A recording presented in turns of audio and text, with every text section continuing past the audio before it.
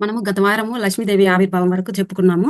లక్ష్మీదేవి ఆవిర్భావము, ఆ తర్వాత స్వామితో ఆమె స్వయంవరంలో స్వామిని వరించడము, వాళ్ళిద్దరికీ వివాహం చేయడం అనేంత వరకు చెప్పుకున్నాం. వివాహములో ఇంకా మనం విషయం చెప్పుకోవాలి. ఆవిర్భవించి ఆయనకి స్వయంవరంలో ఆయన మెడలో వరమాల, ఆ పూలమాల వేసింది. వైజయంతి మాలని వేసింది. తర్వాత స్వామికి సముద్రుడు ఆమెనిచ్చి వివాహం చేయడం అనేది జరుగుతుంది.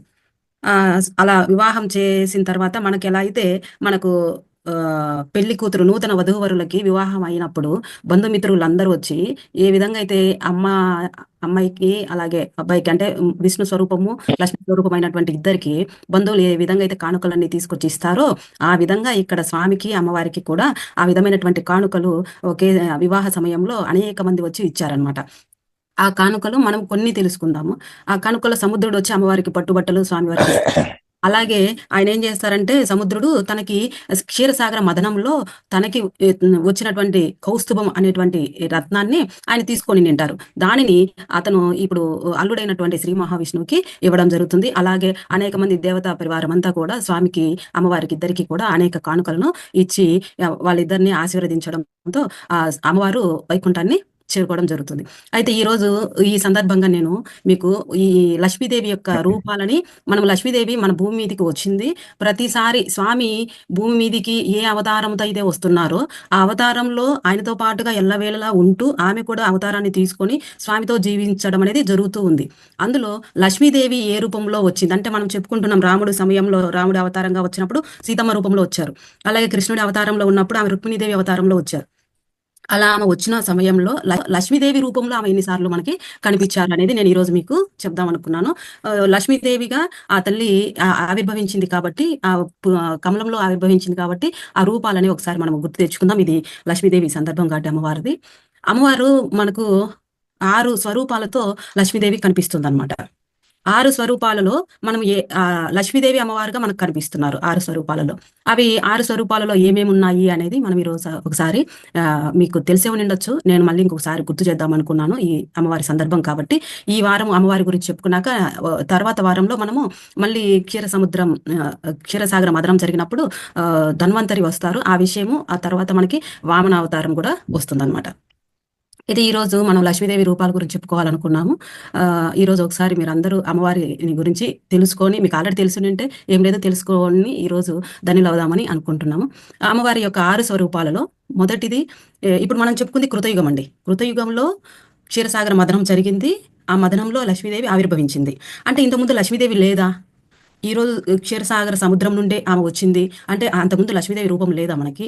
అమ్మవారు స్వామితో పాటు లేరా అంటే ఉన్నారు. అయితే ఆమె ఎందుకు సముద్రంలోకి వెళ్లాల్సి వచ్చింది అంటే మనం మొన్న కథ ఒకటి చెప్పుకున్నాం. ఏమనంటే ఇంద్రుడు ఆ దుర్వాస మహాముని ఇచ్చినటువంటి ఆ పూమాలని ఇంద్రుడికి ఇస్తే ప్రేమతో అతను దానిని ఏనుగు మీద వేయడంతో ఏనుగు దానిని తొక్కి వేసేసిందని కోపంతో ఆ దుర్వాస మహాముని నీ యొక్క ఐశ్వర్యం అంతా సముద్రం పాలైపోవాలి అని ఆయన ఆ రోజు శపించారు.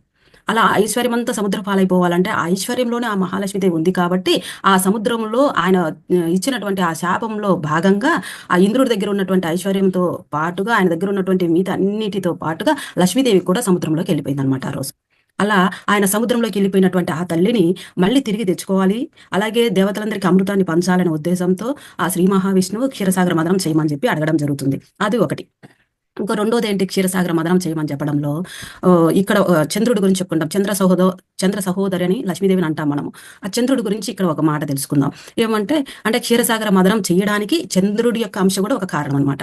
ఏంటంటే ఆ చంద్రుడు తన యొక్క భార్యలు 27 మంది ఉంటే అందులో ఒక్క ఆమెని మాత్రమే ఆయన ప్రేమగా చూస్తాడు, మిగతా వారిని ప్రేమగా చూడట్లేదు. ఆ విషయము దక్షుడు కుమార్తెలు చంద్రుడి యొక్క భార్యలందరూ దక్షుడికి చెప్తారు, మా నాన్న ఇలా చేస్తున్నారు అని. దక్షుడు చాలాసార్లు చంద్రుడిని అందరిని నువ్వు మంచిగా చూసుకో, ఇచ్చిన వాళ్ళందరూ నీకు భార్యలేను, అందరిని ప్రేమగా చూసుకోవాలి, అందరు నా బిడ్డలే అని చెప్పినా కూడా చంద్రుడు వినడు. ఒకనొక టైంలో దక్షుడు కూడా ఆయనని శపిస్తాడు, నువ్వు పూర్తిగా కృషించిపోదువుగా కానీ శపించింటాడు. అలా పూర్తిగా కృషించిపోయిన వాడు కనిపించకుండా పూర్తిగా ఏమీ లేకుండా అయిపోతాడు అనమాట చంద్రుడు.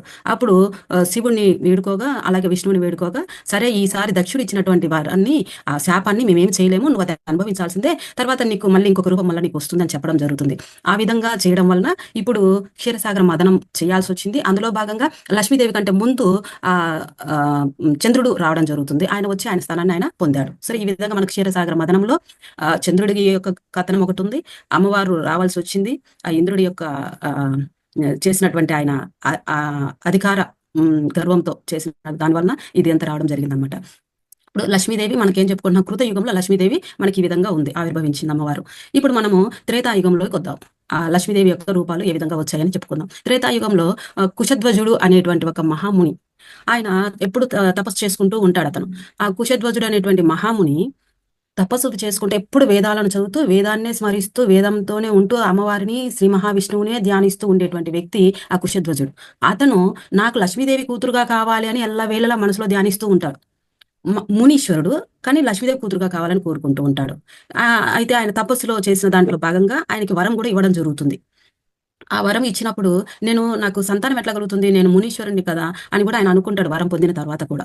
ఒకానొక రోజున ఆయన వేదాలను అలాగే వల్లె వేసుకుంటూ స్వామి యొక్క ధ్యాసలో ఉన్న సమయంలో ఒకానొక రోజున ఆయనకి సమీపంలో ఊర్వశి వచ్చి వెళ్తూ ఉంటది. అలా ఊర్వశి వచ్చి వెళుతూ ఉన్నప్పుడు ఆ ఊర్వశిని చూసినటువంటి ఇతని యొక్క మనసు చెలించి రేతస్కలనం అయ్యి అది పక్కన ఉన్నటువంటి దర్భల మీద పడడంతో ఆ దర్భలలో నుంచి వేదవతి అనే అమ్మవారు వచ్చారు. అంటే లక్ష్మీదేవి యొక్క మొదటి స్వరూపం ఎవరు అంటే వేదవతి. ఇప్పుడు త్రేతాయుగంలో మనం తీసుకుంటున్నాం. ఈ వేదవతి ఆయన ఏమడిగాడు, నాకు లక్ష్మీదేవి కూతురుగా కావాలని కోరుకున్నాడు కాబట్టి, స్వామి వరం ఇచ్చారు కాబట్టి, ఇప్పుడు వేదవతి అనే రూపంలో ఒక అంశగా మాత్రము, అంటే లక్ష్మీదేవి ఆమె వైకుంఠంలో ఉంది ఇప్పుడు, కానీ ఈ అడిగారు కాబట్టి ఆయన వరం తీర్చాలి కాబట్టి ఒక అంశగా వేదవతిని ఆయనకి కుమార్తెగా ఇవ్వడం జరిగింది.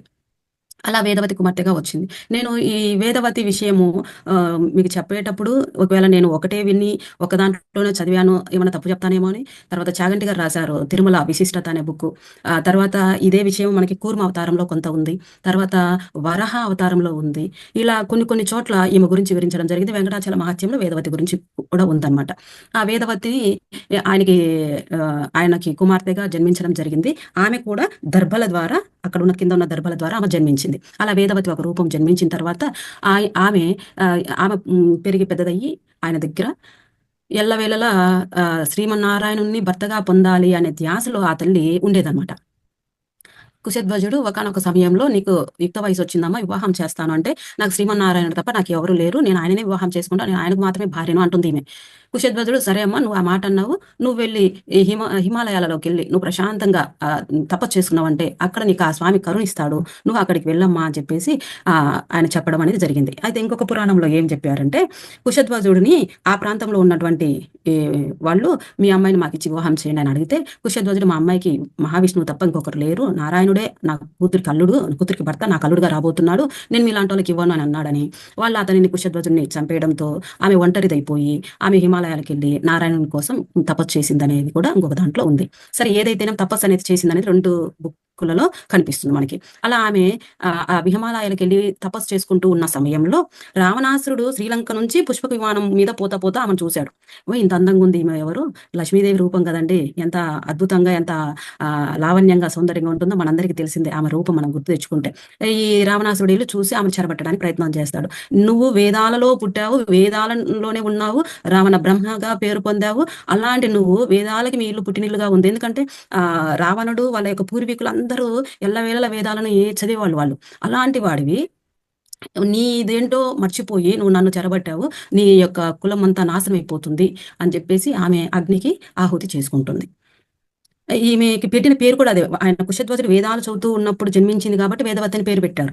ఇప్పుడు ఈమె ఏం చేసింది, అగ్నికి ఆహుతి చేసుకోవడం జరిగింది. అయితే ఎప్పుడైతే అగ్నికి ఆహుతి చేసుకుంటుందో ఆ తల్లి, వెంటనే అగ్నిదేవుడు ఏం చేశాడంటే, ఆయన ఈమెని ఇలా భస్మైపోవడానికి నేను ఒప్పుకోనని భావించినటువంటి అగ్నిదేవుడు ఆ యొక్క వేదవతిని తీసుకొని అగ్నిలోకానికి వెళ్ళి తన భార్య దగ్గర ఉంచి, ఈమెను చాలా చక్కగా నువ్వు జాగ్రత్తగా చూసుకోమ్మా, ఆ తల్లి అలా మరణించడానికి కుదరదు, మరణించకూడదు కూడా అని చెప్పేసి ఆ వేదవతిని తీసుకెళ్లి అగ్నిలోకంలో ఉంచేసి ఆయన భార్య దగ్గర ఆమె క్షేమంగా ఉంచుతారనమాట. ఇది మనము సీతమ్మ విషయంలో ఒకసారి విన్నాం.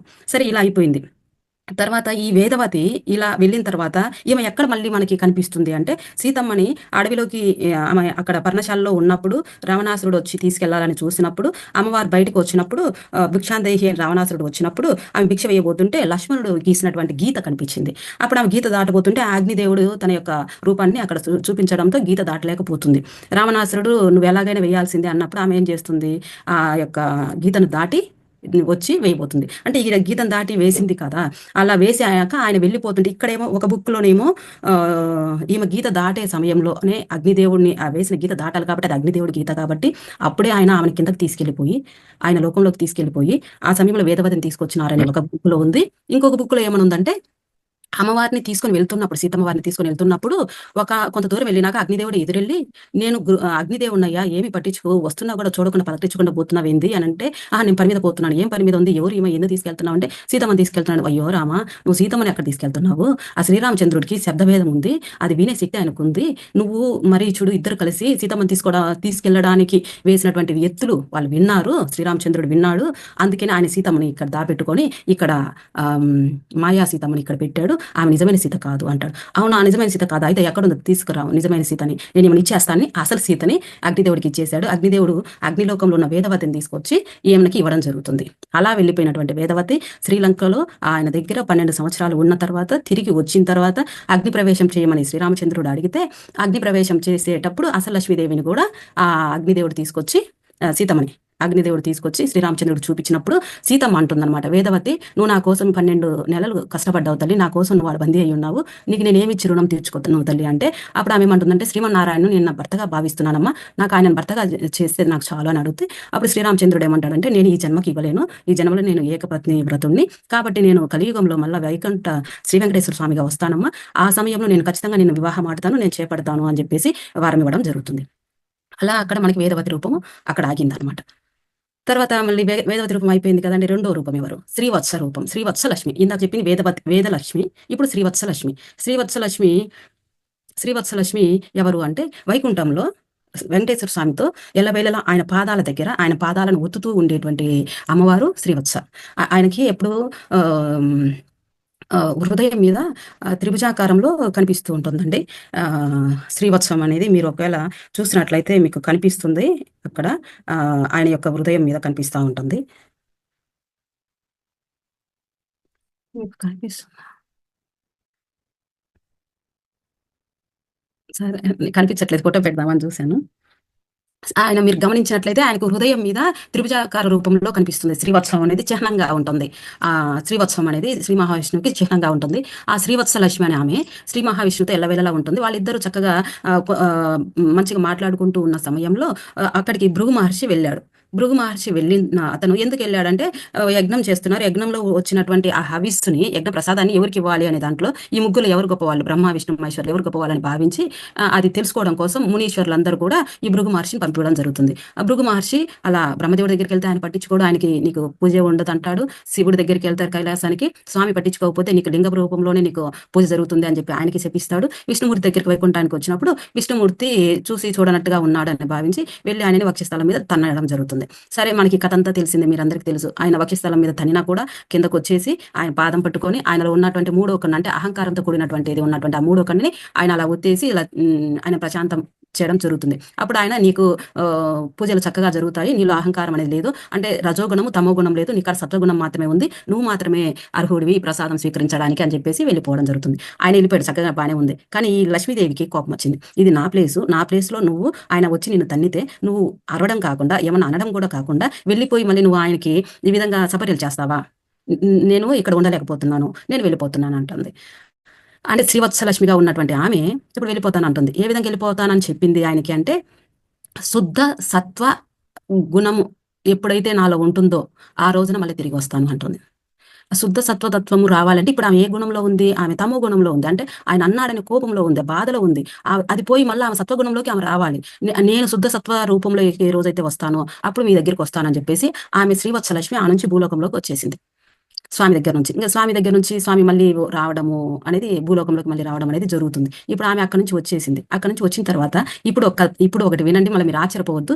వచ్చిన తర్వాత ఆమె ఎక్కడికి వెళ్ళింది? భూలోకానికి వచ్చింది, నేను నిన్ను వదిలేసిపోతున్నాను అనేసి. వచ్చిన ఆమె ఎక్కడికి వెళ్ళిందంటే, ఇక్కడ మన భూమి గురించి ఒకసారి చెప్తాను. ఒకప్పుడు వేల సంవత్సరాల కిందట లేదా లక్షల సంవత్సరాల కిందట మన భూమి మొత్తం ఒకటిగానే ఉన్నింది. ఒకటిగానే ఉన్నప్పుడు భూమి మనకి ఖండాలు ఏమీ లేవు. ఒకటే మొత్తం. ఈ 7 ఖండాలు లేవు ఆ రోజు. మనమందరం ఒకే భూమిగా కలిసి ఉన్నాం. తర్వాత కాలంలో వచ్చినటువంటి గ్రహాలు ఢీకొనే టైంలో గానీ, భూమి లోపల వచ్చేటువంటి అగ్నిపర్వతాలు, సముద్రంలో వచ్చేటువంటి అగ్నిపర్వతాల వలన గానీ, ఇక్కడ భూమి మీద వచ్చేటువంటి ఉత్పాతాల వలన కానీ, భూమికి ఒకటికొకటి ఢీకొని చిన్నగా 7 ప్లేట్లుగా విడిపోయి, భూమి 7 ఖండాలుగా విడిపోతూ వచ్చిందనమాట. అలా ఈరోజు మనము ఒకటిగా ఉన్నటువంటి ఈ భూమిలో అందరం ఒకే చోట ఉన్నవాళ్ళము. ఈరోజు భూమి ఇప్పుడు మనం ఆసియా ఖండం ఒక చోట, ఆఫ్రికా ఖండం ఒక చోట, అమెరికా ఖండం ఒక చోట అలా అన్ని ఖండాలుగా విడిపోయాయి. అయితే ఈ కిందకొచ్చిన ఈ లక్ష్మి ఇప్పుడు ఎక్కడ ఉన్నింది అంటే ఆ రోజు గురించి గుర్తు తెచ్చుకోండి. ఈ రోజు విషయం కాదు. ఆ రోజున ఆ లక్ష్మీదేవి అమెరికాలో ఉన్నటువంటి కాలిఫోర్నియా అనే ప్రదేశంలో వెళ్లి తపస్సు చేసుకుంటుంది ఆ తల్లి. అంటే ఈ రోజు మనం అది అమెరికా అంటున్నాం. కానీ ఆ రోజు మొత్తం భూమి ఒకటే. కాబట్టి అది కూడా మన దేశంలోదే. అక్కడ ఇప్పటికి నేను ఈ విషయం మీద నిజమా కాదా అని డౌటొచ్చి మళ్ళీ నేను అమెరికాలో తెలిసిన వాళ్ళున్నారు. ఆడ ఒక ఆంటీ టీచర్‌గా చేస్తుంది 20 ఇయర్స్ నుంచి. ఆమెకి ఫోను చేసి ఆమెని అడిగా నిజమేనా అని. అక్కడ ఇంకా చాలా విషయాలు చెప్పిందామ. ఆ విషయం ఈ సందర్భంగా నేను మీకోసారి చెప్తాను. ఏం చెప్పారంటే, అక్కడ ఆమె లక్ష్మీదేవి అక్కడ తపస్సు చేసిన తర్వాత చేస్తూ ఉంటే, ఇది కంటిన్యూ చేస్తాను. అక్కడ ఏమేమి ఉన్నాయి అనేది ఒక మాట చెప్తాను. శ్రీకృష్ణుడు వామన అవతారం వస్తుంది మనకి. ఆ అవతారానికి సంబంధించినటువంటి విషయాలు కూడా అమెరికాలో ఆ భూభాగమంతా కూడా ఆయన కాలు పెట్టినట్టుగా ఆ పాదం అలా పెద్దగా పాదం కనిపిస్తుందంట కృష్ణుడిది. అలాగే మనము సగరులు 60,000 మంది భస్మీపట్లమైనారని చెప్పుకుంటాం గదా! ఆ సగరులు ఎవరి దగ్గరికెళ్తే భస్మీపట్లం చేశారు? కపిల మహర్షి మనం ఫస్ట్‌లో చెప్పుకున్నాం కపిలుడి గురించి. కపిల మహర్షి అక్కడ కాలిఫోర్నియాలో ఆయన ఆ ప్రాంతం ఈ రోజు మనం కాలిఫోర్నియా అని చెప్పుకుంటున్నామండి. కానీ ఆ రోజు మొత్తం ఒకటే భూఖండంగా ఉన్నింది కాబట్టి అదంతా మన కిందనే ఉన్నాం కాబట్టి అందరం ఒకటే చోట ఉన్నాం కాబట్టి వాళ్ళకది ఈ రోజు మనం విడిపోయినాం కాబట్టి అది అమెరికా అని చెప్తున్నాం. ఆ రోజు అంతా ఒకటే మనకు. అక్కడ కాలిఫోర్నియాలో ఆయన తపస్సు చేసుకుంటున్నప్పుడు ఈ యాగాశ్వం అక్కడికెళ్తే యాగాశ్వాన్ని ఇంద్రుడు తీసుకెళ్లి కపిల మహర్షి యొక్క ఆశ్రమంలో పెట్టేస్తే ఈ సగరుల కుమారులకు ఆ విషయం తెలియక ఆయనను ఇబ్బంది పెట్టడంతో ఆయన వాళ్ళని తపశ్శక్తితో వాళ్ళని భస్మం చేసేసాడు. అప్పుడు గంగాదేవి ప్రవహించింది కదా! ఆ గంగా నది కూడా ఉందంటండి అక్కడ. అది నాకు ఆశ్చర్యంగా అనిపించింది ఆమె చెప్పడం. ఆ గంగా నది వచ్చి అందుకని ఇప్పటికి ఆ ప్రాంతాన్ని యాషి హిల్ అంటారంట. అంటే బూడిద కొండ అని. అంటే 60,000 మంది సగరుల కుమారులు భస్మీపట్లం అయ్యారు కదా! అందువల్ల దాన్ని బూడిదతో ఉన్నది కాబట్టి హిల్ అని అంటారమ్మా అని చెప్పింది. అలాగే వామనావతారానికి సంబంధించినటువంటి అంశాలు కూడా అక్కడ ఉన్నాయి. గంగాదేవికి సంబంధించిన విషయాలు కూడా ఉన్నాయి అక్కడ.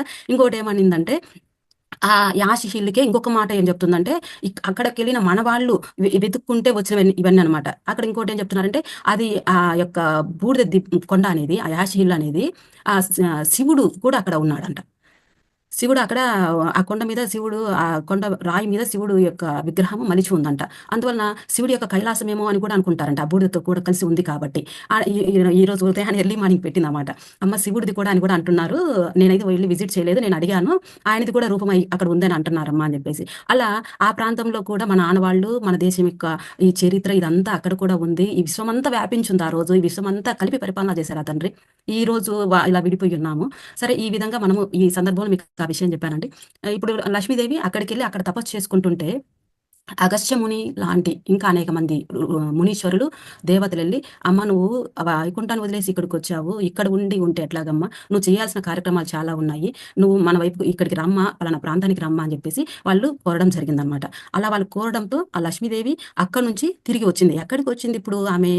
ఇప్పుడు మనం ఎంత మొత్తం చెప్పుకుంటుంది శ్రీవత్స లక్ష్మి దగ్గర నుంచి ఆమె అక్కడికెళ్ళిపోయింది. ఇప్పుడు రాబోతుందమ్మ ఏ రూపంలోకి రాబోతుందంటే మహాలక్ష్మి రూపంలోకి రాబోతుంది. అక్కడ వెళ్ళిన ఆమె ఇప్పుడు నాతో పనేముంది? నేను ఇలా వచ్చాను. స్వామిని వదిలేసి ఇక్కడున్నాను. తపస్సు చేసుకున్నాను. ప్రశాంతంగా ఉండనియండి అంటే, కాదమ్మా ఈ మాట చెప్తుంది అగస్త్యముని. అమ్మా బ్రహ్మదేవుడు ముగ్గురిని సృష్టించాడు మానసపుత్రుల్ని. ముగ్గురు రాక్షసులయ్యారమ్మా. ముగ్గురు గయాసురుడు, తర్వాత కోలాసురుడు, ఇంకొకతని పేరు ఉందండి.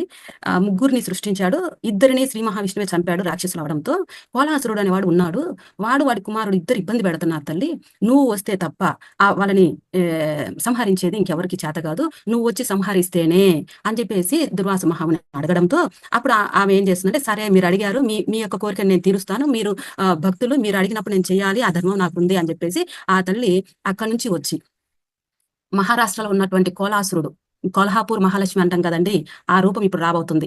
ఆ కోలాసురుడిని అతని కొడుకుని ఇద్దరిని చంపి నప్పుడు ఆ కోలాసురుడు అడుగుతాడు, తల్లి అజ్ఞానంతో మేము ఈ పని చేశాం. ఇంతమందిని బాధ పెట్టాము. నువ్వు ఏ విధంగా అయితే ఇప్పుడొచ్చావో ఈ రూపం ఇక్కడే ఉండి ఈ ప్రాంతవాసుల్ని నువ్వు అనుగ్రహించు తల్లి అని చెప్పేసి అడగడంతో ఆ తల్లి ఆ విధంగా మహాలక్ష్మి రూపంలో కొల్హాపూర్‌లో కొలువై ఉండిందనమాట. ఆ విధంగా మనకిప్పుడు మహాలక్ష్మి అవతారం కొల్హాపూర్‌లో కనిపించడం అనేది జరుగుతుంది. ఈ మహాలక్ష్మిని చూసిన తర్వాత దేవతలందరూ వచ్చి ఆ రాక్షసుని చంపారు కదా! దేవతలందరూ వచ్చి ఆమె మీద పుష్పజల్లు ఆహ్, కురిపించిన తర్వాత విశ్వకర్మ వచ్చి దేవత శిల్పి అతను. దేవలోకంలో శిల్పి అతను విశ్వకర్మ. అతను వచ్చి ఆయనేం చేశాడంటే కొల్హాపూర్ వెళ్లి చూడాలంటండి. నేను చూడలేదు. ఎంత అద్భుతంగా చెప్తున్నారో. ఆ కొల్హాపూర్‌లో ఆ మహాలక్ష్మి ఆలయాన్ని ఆయన విశ్వకర్మ మణిద్వీప వర్ణన మనం చదువుతాం కదండీ! మణిద్వీప వర్ణనలో ఉన్నంత అద్భుతంగా కొల్హాపూర్‌లో అమ్మవారి గుడిని కట్టాడంట అండి అతను. అంత అద్భుతంగా ఉంటుందంట. వెళ్ళినప్పుడు మనకు ఆ మహాతల్లి అనుగ్రహం ఇస్తే వెళ్ళినప్పుడు మాత్రం ఖచ్చితంగా అన్నీ చూసుకొని రండి. ఆ కొల్హాపూర్ మహాలక్ష్మి అక్కడ కొలువై ఉంది ఆ తల్లి. ఇప్పుడు ముగ్గురు అయిపోయారు. మహావిష్ణువుకి మాత్రము పక్కన ఆమె లేదు. ఆయన ఏమవుతారు పక్కన అమ్మవారు లేకపోతే నీరసించిపోతారు. ఇప్పుడైనా గమనించండి. భార్య పక్కన ఉంటేనే భర్తకి ఎప్పుడు గూడా అన్నీ అందుతాయండి. నీకు ఎలా ఉంది? ఏం చేస్తున్నావు? ఏమి అలా ఉన్నావు? మౌనంగా ఉన్నావేంటి? ఏమి ఆరోగ్యం బాగలేదా? ఇదిగో ఇది తీసుకుంటావా? ఇది తింటావా? ఇది తాగుతావా? అని అడుగుతుంది. ఆ పక్కన ఆమె లేదనుకోండి, పక్కనున్నటువంటి కూతుర్ని అడగగలుగుతాం. కానీ ప్రతిసారి అడగలేం. కోడల్ని ఇంకా కొద్దిగా సంశయిస్తాం అడగాల అనిపిస్తుంది. ఎప్పటికి కూడా పక్కన భార్య ఉండి మనకన్నీ ఇవ్వగలిగితేనే ఆనందంగా ఉండగలుగుతాం. అలాంటిది ఆ మహావిష్ణువు అమ్మవారు లేకుండా అన్ని రోజులు ఉండగలుగుతారండి. ఆయన కిందకి భూలోకానికి వచ్చేసాడు. వచ్చేసి ఈ ఏరియా వెంకటాచలం ప్రాంతంలో ఆయన తపస్సు చేసుకుంటున్నాడు ఆ మహాలక్ష్మి కోసం. తపస్సు చేసుకుంటుంటే ఇంగ ఆయన మీదంతా పుట్టలు పుట్టలు లేసి అదంతా మీకు తెలిసిందే. ఏమని హ్మ్. పుట్టలన్నీ ఆయన మీద పుట్టలతో ఉండటంతో, చీమలని పుట్టలు పెట్టడంతో తర్వాత ఆవు రూపంలో, అలాగే లేగదూడ రూపంలో బ్రహ్మదేవుడు, శివుడు రావడం అనేది మనకు విషయం తెలిసిందనమాట. ఈ విధంగా ముగ్గురు మహాలక్ష్ములు గా మనం చెప్పుకున్నాం. ఇప్పుడు నాలుగవ ఎవరు అంటే పద్మావతి అమ్మవారు. పద్మావతి అమ్మవారు ఏ విధంగా మనకు కనిపిస్తున్నారు. ఇప్పుడు వేదవతి రూపం చెప్పుకున్నాం కదండీ! వేదవతి రూపంలో ఆ రోజు ఆమె సూక్ష్మ రూపాన్ని దాల్చి ఆమె ఆ శ్రీరామ అంతమైపోయిన తర్వాత, ఆ తల్లి ఇప్పుడు చెప్పుకుంటున్నటువంటి ఈ కలియుగంలో ఇప్పుడు మనం కలియుగం ఇంతకుముందు చెప్పుకునేది త్రేతాయుగంలో చెప్పుకున్నామండి. త్రేతాయుగం అయిపోయింది ఇప్పుడు. మహాలక్ష్మి రూపం అయిపోయింది. ఇప్పుడు మనం ఏం చెప్పుకున్నాం ఇప్పుడున్న కలియుగంలో ఆకాశరాజు ఈ నారాయణవనం ప్రాంతాన్ని, ఈ తిరుమల ప్రాంతాన్ని నారాయణవనం అంటే తిరుపతికి కరెక్ట్‌గా 37 కిలోమీటర్లు. ఆ ప్రాంతాన్ని ఆకాశరాజు పరిపాలన చేస్తున్నాడు. ఆయన పుత్ర సంతానం కోసము అంటే ఎవరైనా గాని, పుత్రుడు గాని, పుత్రిక గాని ఎవరైనా గాని సంతానం కోసం ఆయన యాగం చేస్తున్నాడు, యజ్ఞం చేస్తున్నాడు. ఆ యజ్ఞాన్ని తయారు చేయడం కోసము ఆ ప్రాంతాన్నంతా నాగలితో దున్నుతుంటే ఆయనకి అక్కడ ఆ పద్మావతి దేవి ఆహ్, బంగారు కమలంతో కూడినటువంటి అంటే ఆ పెట్టెలో ఈ 1000 కమలాలతో కూడుకొనుందంట. ఆ పెట్టెలో 1000 కమలాలతో కూడుకున్నటువంటి పెట్టె ఆయనకి నాగేడుచాలకి కనిపించడంతో సీతమ్మలాగా ఆ విధంగా ఆమెను తీసుకొని ఆయన పెంచి పెద్ద చేసుకొని ఆమెకి వివాహం చేయాలని నిర్ణయించుకున్నాడు. ఇక్కడ మనం చెప్పుకున్నటువంటి ఇందులోకొచ్చేసరికి శ్రీ మహావిష్ణువు ఈ ప్రాంతానికొచ్చి ఆయన తపస్సు చేసుకుంటా ఉంటే ఆయన తపస్సు చేసుకుంటూ కృషించిపోతున్నాడు. అంటే ఆయనకి ఆహారం ఏమి అందట్లేదు. అప్పుడు వాళ్ళు కొల్హాపూర్‌లో ఉన్న మహాలక్ష్మికి "అమ్మ ఇలా స్వామి ఇలా ఉన్నాడు తల్లి" అని చెప్పేసి చెప్పడంతో ఒక కథలోనేమో కొల్హాపూర్ మహాలక్ష్మి అక్కడి నుంచి వచ్చినటువంటి ఆ తల్లి ఆహ్ ఆ! గోపాలికలాగా అంటే ఆవులను మేపే ఆమెలాగా అని చెప్పేసి అందులో ఇవ్వడం జరిగింది. ఆ విధంగా ఆమె బ్రహ్మదేవుడు, శివుడు కలిసి ఆ ప్రాంతాన్ని అలా వెళుతూ ఆ స్వామి యొక్క మందలోకి ఈ ఆవు, లేగదూడని కూడా చేర్పించామె. వాటి ద్వారా ప్రతిరోజు స్వామికి పాలు అందేలాగా బ్రహ్మదేవుడు ఎళ్లి రోజు ఆయనకి ఆవు రూపంలో ఉండి స్వామికి పాలు అందివ్వడం జరుగుతుంది. ప్రతిరోజు ఆవు వెళ్లి ఆయనకి ఆ పుట్టలోకి పాలు కరెక్ట్‌గా ఆయన ఒక నోటిలోకి పడేటట్టుగా ప్రతిరోజు పాలివ్వడంతో ఈ గోపాల బాలకులు చూసి ఇదేంటి ప్రతిరోజు పాలివ్వట్లేదు మనకి ఈ ఆవు ఇలా చేస్తుందని వెళ్లి చూడటము, అది గమనించడము, ఆ తర్వాత స్వామికి అలా తగలటము ఇవన్నీ మనకు తెలిసినయే. తర్వాత ఆయన బయటకొచ్చాడు. బయటకొచ్చిన తర్వాత వకులమాత గూడా అక్కడే ఉంది. ఆమెకు ఈ వరం ఇచ్చున్నాడు. ఏమని? ఈయన వెంకటేశ్వర స్వామి అవతారంలోకి రావడానికి కారణాలేంటి? వెంకటేశ్వర స్వామి అవతారంలో రావడానికి కారణాలేంటి అంటే, ఒకటేమో వేదవతికి చెప్పాడు. నేను నీకు కలియుగంలో నీకు భార్యగా నేను స్వీకరిస్తానమ్మా అని. రెండో కారణం ఏంటి? వకులమాతకి చెప్పారు. యశోదమ్మ రూపంలో ద్వాపర యుగంలో యశోదమ్మగా ఉన్నప్పుడు ఆమేమంటుందంటే, తండ్రి నిన్ను పెంచి పెద్ద చేశాను. నాకు చాలా ఆనందంగా ఉందయ్యా. కానీ నీ కళ్యాణం నేను చూడలేకపోయాను. నీ కళ్యాణం చూడాలని నాకుంది అనంటే, నువ్వు కళ్యాణము నీ చేతుల మీదుగానే నాకు కలియుగంలో చేస్తావు. నేను వచ్చి నీతోటే చేయించుకుంటానమ్మా అంటాడు. అందుకోసం మళ్ళీ అవతరించాల్సొచ్చింది. మూడోదేంటంటే, ఈ కలియుగంలో యజ్ఞాలు, యాగాలు ఇలాంటివేమీ లేవు. ఇలాంటివేమి జరగవు. ఒకప్పుడంటే ఇవన్నీ జరుగుతున్నాయి.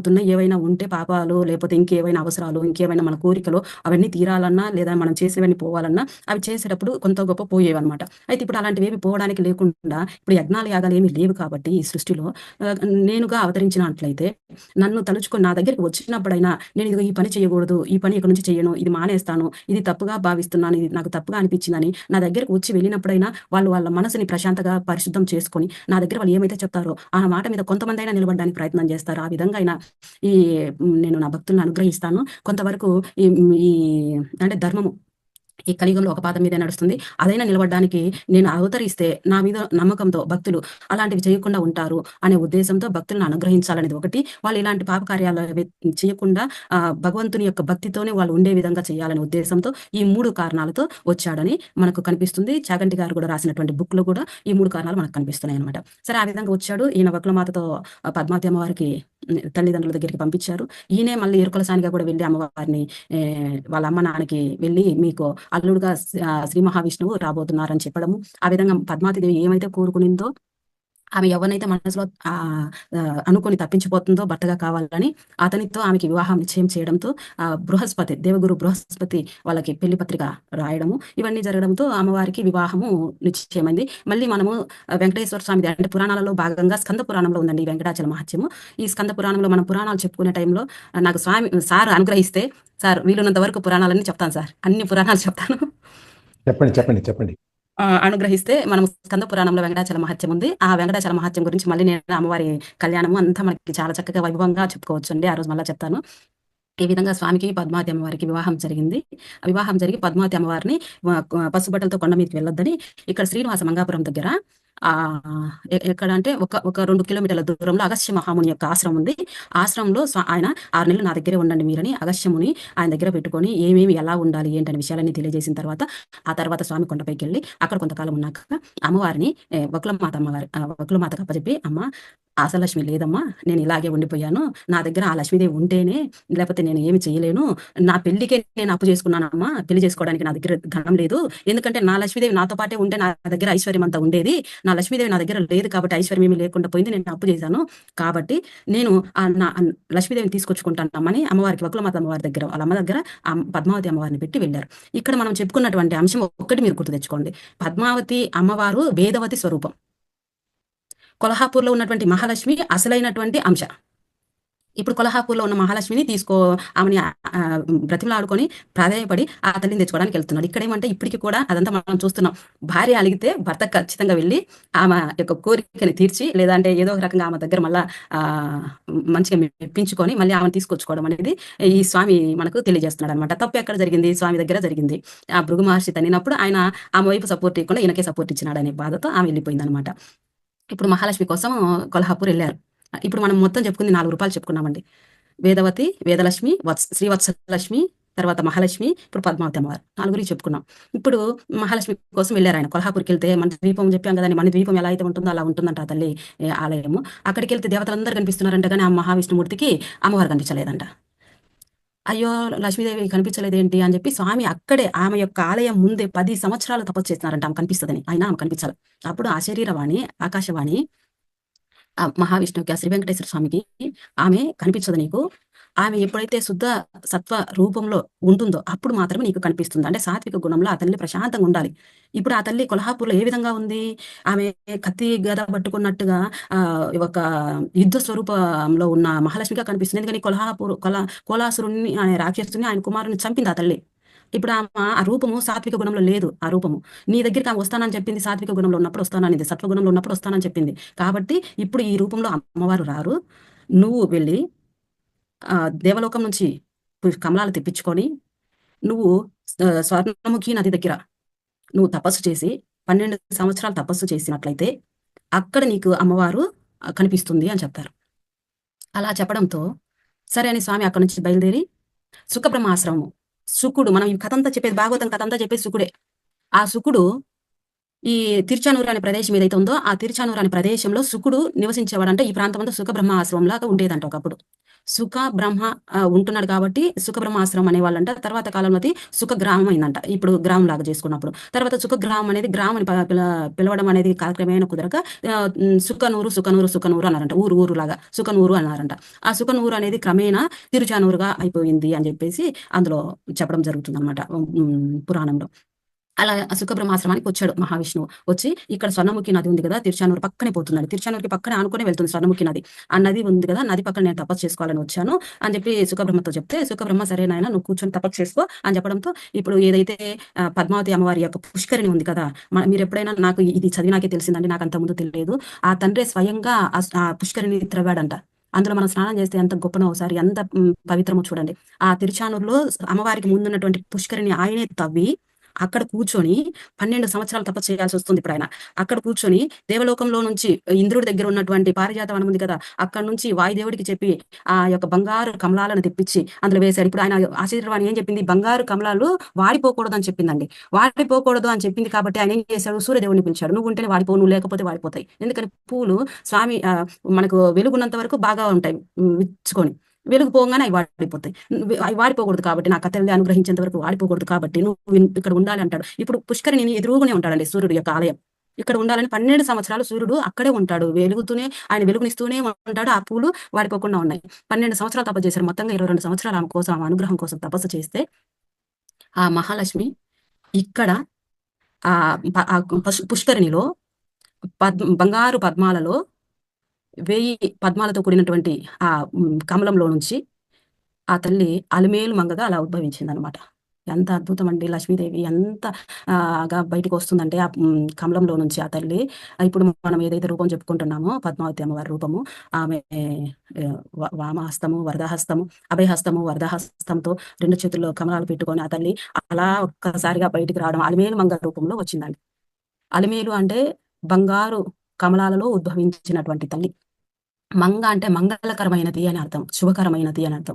ఆ తల్లి ఉంటే ఎప్పుడూ శుభాలే కదండి మనకు ఉండేది, ఐశ్వర్యము అన్నీ ఉంటాయి ఆ తల్లి ఉందంటే. ఆ విధంగా ఆ తల్లి ఎప్పుడైతే అలా ఆవిర్భవించిందో, సారి ఈ అమ్మవారు ఆవిర్భవించక ముందు ఒక మాట చెప్పడం మర్చిపోయానండి. అమ్మవారు ఇన్న 22 సంవత్సరాలుగా తపస్సు చేస్తుంటే కూడా ఆ తల్లి ఇంకా అనుగ్రహించాల. అప్పుడు భృగు మహర్షి కొల్హాపూర్ వెళ్ళి, తల్లి తప్పు నాది, స్వామిది కాదు, నేను ఆ రోజు వచ్చి తన్నాను, నువ్వు అలిగి వెళ్ళిపోయావు. ఆ తండ్రి యొక్క తప్పు లేకపోయినా కూడా ఇన్ని సంవత్సరాలు నీ కోసం ఆయన తపస్సు చేస్తున్నాడమ్మా, అనుగ్రహించమ్మా, నా తప్పు, నేను నిన్ను క్షమించమని కోరుకుంటున్నాను తల్లి అని కళ్ళ నీళ్లు పెట్టుకొని ఆ అమ్మ పాదాలను కడిగాడంట ఆయన. ఆ కన్నీళ్ల పర్యంతం అయ్యేసరికి ఆమె అనుగ్రహించి, సరే నేను వెళ్ళి కనిపిస్తాను, నేను కూడా నేను క్షమిస్తున్నాను అని చెప్పి ఇప్పుడు ఆ తల్లి వచ్చి ఇందులో నుంచి ఈ యొక్క పుష్కరిణి, స్వామి త్రవ్విన పుష్కరిణిలో ఆ యొక్క జలాలలో నుంచి ఆ పద్మ కమలాలు కూడా బంగారు కమలాల నుంచి ఆ తల్లి అలా ఉద్భవించింది అనమాట. అన్ని కమలాలు వేస్తున్నాడు కదా ఆయన, అందులో నుంచి ఆ తల్లి అలా ఉద్భవించింది. ఆ దేవతలందరూ పుష్పవర్షం కురిపించేసరికి మహావిష్ణువుకి ఏమైందా అన్నట్టుగా ఒక్కసారి ఆయన కళ్ళు తెరిచి చూసి ఆమెను చూసేసరికి ఆయనకి ఎంత ఆనందం కలిగి ఒక్కసారిగా ఆమెను ఆలింగనం చేసుకొని ఆయన మెడలో ఉన్నటువంటి ఆ పూమాలని అమ్మవారికి వేసి, నువ్వు ఎప్పుడు నాతోనే ఉండాలి లక్ష్మి అని చెప్పేసి కోరుకున్నాడంట. దేవతలందరూ కూడా, ఇన్ని సంవత్సరాలు నువ్వు వైకుంఠాన్ని వదిలేసి వెళ్ళిపోయినావమ్మా, మేమందరం దిగులం అయిపోయినాము, నువ్వు లేకపోతే మాకేమీ లేదు, నువ్వు ఎల్లప్పుడూ మాతోనే ఉండాలి తల్లి అని చెప్పేసి అందరూ కోరుకోవడంతో ఆమె సంతసించి ఆనందపడి అందరికీ ఒక్కసారిగా అట్లా చల్లని చూపులతో అందరి వైపు చూసిందంట. ఎంతో ఆనందపడ్డారనమాట.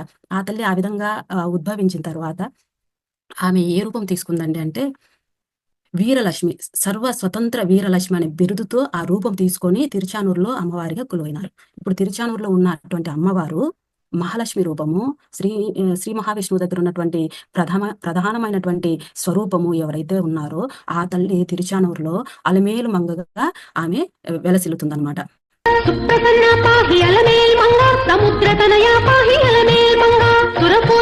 థ్యాంక్ యూ అండి అందరికి. Thank you ma'am. Thank you అండి. క్లాస్ షేరింగ్స్ ఏమైనా ఉన్నాయండి? తెలియదు నాకు దీని గురించి ఒక్కటి కూడా. చాలా బాగా చెప్పారు మేడం, చాలా బాగుంది, చాలా హ్యాపీగా అనిపించింది morning. Thank you madam. Thank you Savitri madam, thank you for ever gathering. Sir mute లో మాట్లాడేస్తున్నారు మీరు. అద్భుతం కదా కోటేశ్వరరావు సార్, మీరు ఇంకా మరి ముందు మనం ప్రభావతి గారికి థ్యాంక్స్ చెప్పుకోవాలి. ప్రభావతి గారు, సావిత్రి మ్యామ్ లోపల టాలెంట్ ని తర్వాత సావిత్రి గారికి, జ్యోతి గారికి మనం థ్యాంక్స్ చెప్పుకోవాలి. Thank you thank you Prabhavathi. దశావతారాలు 10 కాదు 25 అని చెప్పి మొదలుపెట్టి ఆ 25 దశావతారాలు ఎవరెవరు ఏంటి, 25 అవతారాలు ఏంటి అని చెప్పి చెప్పుకుంటూ వచ్చి ఇప్పటికి మనం అలమేలు మంగమ్మ గారి దాకా వచ్చాం. ఇంకా వెంకటేశ్వర కళ్యాణం ఇంకా అట్లే ఉంది. ఈ ప్రయాణం చక్కగా కొనసాగుతుంది సార్. నేను చూశాను, చాలా. నాకైతే తిరుచానూరులో అమ్మవారు గుర్తొచ్చారు సార్ చెప్తుంటాయి. ఆమె గురించి మనం ఇంట్లో కూర్చొని దర్శనం చేసుకొచ్చానండి సావిత్రి గారు. Thank you. ఇంట్లో కూర్చొని దర్శనం చేసుకొని వచ్చారంట సావిత్రి గారు అంటున్నారు. అమ్మవారిని చూసిన ఫీల్ ఉందండి నాకు. థ్యాంక్ యూ ఇప్పుడు సావిత్రి మ్యామ్. ప్రస్తుతం మనకు కనిపిస్తున్నటువంటి తల్లి ఇంకా ఆమె మనకు ఎదురుగా ఈ కలియుగంలో. లక్ష్మీదేవి అంటారు కానీ ఇన్ని లక్ష్ములు ఉన్నాయి, ఇదంతా ఇంత విపులంగా చాలా అష్టలక్ష్మి గురించి తెలుసు. అష్టలక్ష్ములు తెలుసు కానీ ఇలా ఈ స్వరూపం. లక్ష్మీదేవి పేర్లు కూడా కొత్తగా వింటున్నా. ఇంకా రెండు ఉన్నాయి సార్, ఇంకా 2 ఉన్నాయి. ఇంకా వీటికి టైం సరిపోయింది. నేను దీనికోసం ఏం చేశానంటే సార్, నిన్న ఎన్ని పురాణాలను డౌన్లోడ్ చేశాను. ఈ వేదవతి యొక్క అంశ ఏ పురాణంలో పెట్టారు అనే దానికి లక్ష్మీదేవి గురించి ఎక్కడెక్కడ చెప్పాడు, విష్ణు ఆమె గురించి ఎక్కడ చెప్పారు, దేవి భాగవతం, నిన్న వరాహ పురాణం చదివాను, నిన్ననే విష్ణు పురాణం చదివాను, నిన్ననే కూర్మ పురాణం చదివాను. అంటే ఈమె గురించి విష్ణు ఎక్కడ కనిపిస్తారో అక్కడంతా ఎతకాల్సి వచ్చింది. నెక్స్ట్ స్కంద పురాణంలో వస్తుంది, నెక్స్ట్ వారంలో చెప్పబోయేవి. స్కంద పురాణంలో వెంకటాచల మహత్యంలో కూడా కొంత ఉంది. అందుకని నైట్ మళ్ళీ స్కంద పురాణం ఓపెన్ చేసి చూశాను కొద్దిసేపు. అది పూర్తిగా చదవలేదు ఇంకా. నిన్న ఈ పురాణాలన్నీ తీసుకోవడం జరిగింది మీ అందరి యొక్క ఆశీస్సులతో. నేను ఇవన్నీ మళ్ళీ అంటే అసలు సావిత్రి గారు మా అందరి ఆశీస్సులు కాదు, మీరు అక్కడ ఉపాధ్యాయురాలిగా ఉంటూ ఆ నాలెడ్జ్ తోటి ఈ పుస్తక పఠనం ఒకటి, ఇంతకు ముందు ఈ గుడులు గోపురాలు ఇవన్నీ సర్వే చేసి ఎక్కడ ఏంటి ఇటు ప్రాశస్త్యం ఏంటి అని అది సంపాదించి వీటన్నిటిని కలగలిపి మాకు పాలు తోడు వేసి పెరుగు మేగడ వెన్న చిలికి అచ్చంగా మాకు వెన్నను అందిస్తున్నారు. మీరు కష్టమంతా మీరు పడి పైన మాకు అది మీరు మా కోసమే.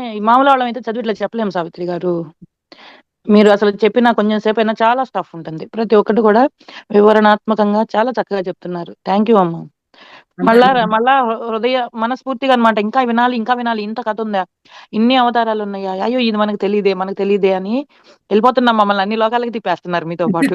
మనకి చెప్పడం కోసం మేడం పొద్దున్నే పూజ చేసుకొని చక్కగా పూజాదేవి ఫలాన్ని మనకి అనేది చాలా గ్రేట్. థ్యాంక్ యూ నైవేద్యం అందించినట్టు అందిస్తున్నారు.